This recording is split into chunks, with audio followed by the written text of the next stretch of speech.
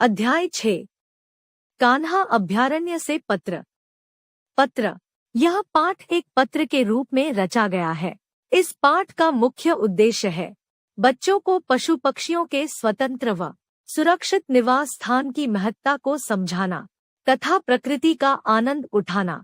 अध्यापक बच्चों को अन्य अभयारण्यों तथा राष्ट्रीय उद्यानों के विषय में जानकारी दे।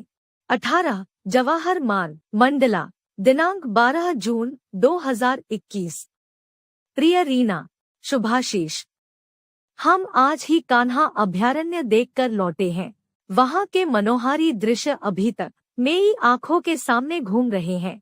प्राचीन काल में ऋषि मुनियों के आश्रमों में वन्य पशु पक्षी निर्भय होकर विचरण करते थे। उन्हें न कोई सताता था और न कोई मारता था। कान्हा में भी कुछ कुछ ऐसा ही दृश्य दिखाई देता है। यहाँ विभिन्न वन्य पशु पक्षी निडर होकर अपना जीवन सहज रूप में बिताते हैं। अब तुम जानना चाहोगी कि यह कान्हा आखिर है कहाँ। जबलपुर तक तो तुम आ ही चुकी हो।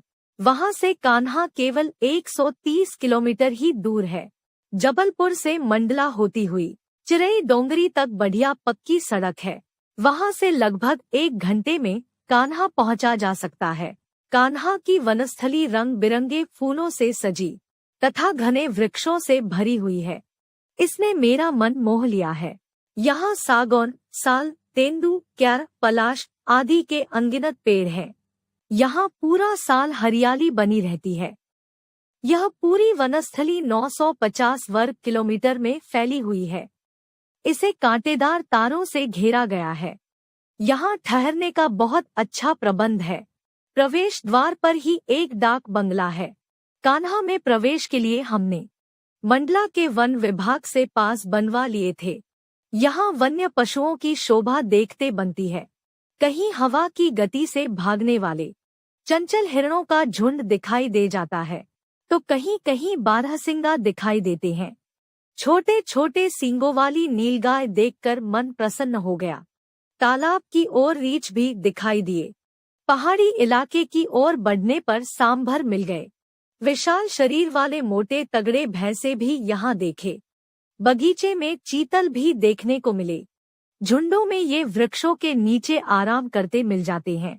और फिर देखा वनराज सिंह। इसे यहाँ खुले रूप में रखा जाता है। हम लोगों ने उसे एक जीप में बैठकर देखा। उसने एक दहाड़ मारी तो सारा जंगल कांप उठा। यहाँ हमने हाथी की सवारी का आनंद भी लिया। जब हम हाथी पर थे तब एक बाघ सामने से तेजी से निकल गया। गजब की फुर्ती थी उसमें। यहाँ के पक्षियों की गिनती करना असंभव है। अपने पंख फैलाकर नाचता मोर देखकर मेरा मन भी नाच उठा। हमें बताया गया कि शीतकाल में इन पक्षियों की संख्या बहुत बढ़ जाती है। उन दिनों दूर दूर से पक्षी यहाँ आते हैं। यहाँ का मौसम बहुत सुहावना रहता है।